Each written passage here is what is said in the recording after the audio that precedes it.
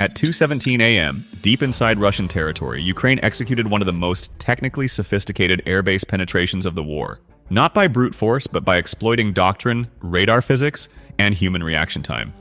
What unfolded at Engels-2 Air Base was not a lucky strike, not a symbolic attack, and not a gamble. It was a tightly sequenced, multi-layered operation that exposed a fundamental vulnerability in Russia's strategic aviation architecture and permanently altered how its nuclear-capable bombers must now be defended. At 02:17 local time, Engels-2 Air Base was operating under the assumption of strategic immunity. This was not an ordinary airfield. Engels-2 is one of the most heavily protected aviation hubs in the Russian Federation, home to Tu-160 and Tu-95 strategic bombers, the airborne leg of Russia's nuclear triad. These aircraft are not designed for frontline operations.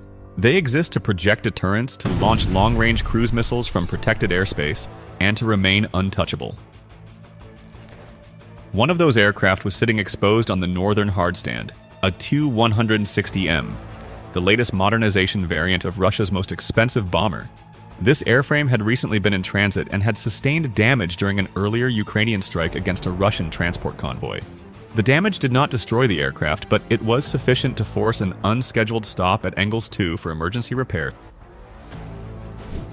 Because of persistent logistical breakdowns and the unavailability of specialized climate-controlled shelters, the bomber was parked in the open. This single decision, driven by necessity rather than negligence, created a rare and fleeting vulnerability. A $270 million aircraft, central to Russia's winter strike plans, was now sitting outdoors, undergoing repairs with its engines accessible and its support infrastructure nearby. Ukraine had been waiting for precisely this condition. 48 hours earlier, Ukrainian intelligence confirmed the bomber's forced diversion and its temporary exposure. From that moment, the operation shifted from contingency to execution. This was not a spontaneous strike. It was a pre-planned, pre-modeled assault built around layered deception, altitude exploitation, electronic clutter, and autonomous targeting. At approximately 02:02 a.m., more than 600 miles from Ukrainian-controlled territory, 6 reconnaissance quadcopters entered the airspace near the Volga River. Flying extremely low, they exploited river fog, terrain masking, and vegetation to avoid early detection. Their mission was not attack, it was confirmation. They were tasked with visually identifying the Tu-160M's exact position, orientation, and thermal profile. The silhouette was unmistakable. The Tu-160, nicknamed the White Swan, is the largest supersonic bomber ever built. Its variable sweep wings, massive engine nacelles, and distinctive fuselage geometry make it impossible to misidentify. Infrared sensors confirmed engine heat signatures consistent with recent ground testing. The aircraft was alive but immobile. With confirmation achieved, the operation moved into its primary phase. 50 Ukrainian Beaver drones, low-cost, long-range unmanned aerial vehicles, were already en route. These drones were flying at approximately 260 feet above ground level, utilizing nap-of-the-earth flight profiles. At this altitude, they remained below the engagement envelope of long-range radar systems and exploited both Earth curvature and terrain occlusion. Engels-2's primary air defense shield is the S-400 system. Designed to counter high-altitude threats such as cruise missiles, aircraft, and ballistic targets, the S-400 relies on long-range radar detection and layered interceptors. Against conventional threats, it is formidable. Against a low-altitude swarm using terrain masking, it is limited. Ukraine did not rely solely on altitude. 10 specialized decoy drones were programmed to climb sharply, emitting radar signatures designed to mimic Storm Shadow cruise missiles. These decoys deliberately broke formation and ascended into the S-400's optimal detection zone. The result was predictable. Inside the S-400 command vehicle, operators detected what appeared to be a coordinated high-altitude missile strike. Under pressure to protect strategic assets, specifically the Tu-160M and nearby bomber infrastructure, the decision was made to engage immediately. Multiple 48N6E interceptor missiles were launched. Each interceptor cost several $1 million. The decoys cost tens of thousands. The interceptors climbed into the stratosphere and successfully destroyed the decoys. From the Russian operator's perspective, the system worked. A perceived NATO-level strike had been neutralized. While the S-400's sensors were occupied, the base's point defense systems, Panzer S-1 units, attempted to assume control of the engagement space.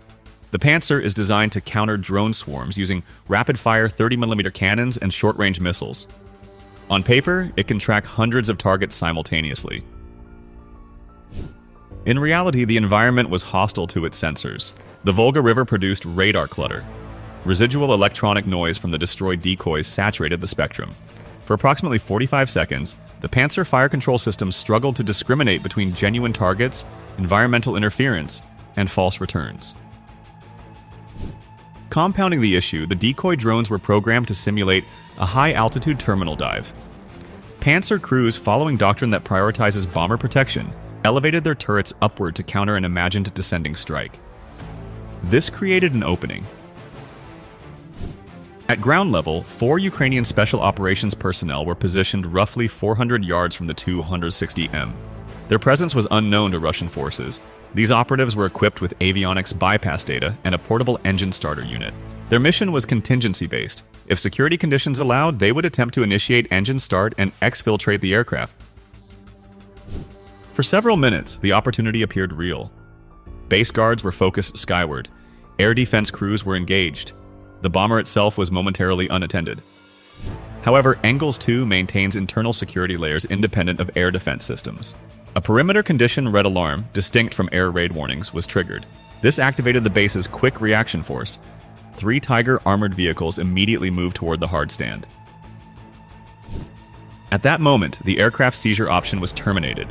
The operatives withdrew without engagement, disappearing into fog and terrain. The mission transitioned instantly to Plan B. 40 Beaver drones that had been holding in a passive orbit over the river received their final command. At this point, the drones switched to full autonomous mode, guided by onboard AI visual recognition systems. From this moment forward, no external control was required. The Tu-160M, warm from engine testing, radiated clearly in the infrared spectrum. Simultaneously, Russian ground forces were fixated on protecting the bomber itself. Approximately 1,300 feet east of the aircraft was a hardened storage area containing 60 Kh-1 cruise missiles. These missiles form the backbone of Russia's winter strike campaign. Each missile represents a long-range precision strike capability against Ukrainian infrastructure. The drones did not initially attack the bomber. Instead, they banked low and accelerated toward the missile storage area, hugging the runway surface to remain below radar engagement thresholds. Panzer crews reacted late and with confusion. Gun crews opened fire indiscriminately, firing thousands of rounds per minute. Tracer fire saturated the airspace. 18 drones were destroyed. 1 drone, damaged but not destroyed, skidded across the tarmac before detonating. Each drone continuously transmitted data on interception vectors, wind conditions, and enemy firing patterns. As drones were destroyed, their data was instantly integrated into the swarm's collective flight logic. Remaining drones adjusted trajectories in real time, exploiting reload gaps and blind zones. 22 drones struck the missile storage facility nearly simultaneously. The reinforced doors were breached. Inside, stored JP-10 fuel ignited. Temperatures exceeded 5,200 degrees Fahrenheit. 60 Kh-101 cruise missiles were destroyed in cascading detonations. Guidance systems melted. Structural components warped beyond repair. Russia's immediate winter strike capacity was reduced dramatically in a single event. With the missile stockpile neutralized, 10 drones remained. These drones executed a high-G reversal maneuver and redirected toward the Tu-160M's engines. The target was not the fuselage or cockpit, it was the engine intakes. Each Tu-160M is powered by 4 NK-3202 engines, among the most powerful combat turbofan engines ever produced. They are also exceptionally complex and irreplaceable under current sanctions. The drones attacked using shaped charge warheads designed to exploit the Monroe effect. 1 drone penetrated engine number 3. The molten jet traveled at approximately 7,000 meters per second, slicing through spinning compressor blades. The result was a catastrophic blade-out event. Internal fragmentation destroyed the engine housing from within. Secondary hits followed. The aircraft did not explode. Instead, it suffered structural failure. Hydraulic lines were severed. Engine pods were destroyed. The bomber was rendered permanently inoperable on site. By the time the final drone was destroyed, the damage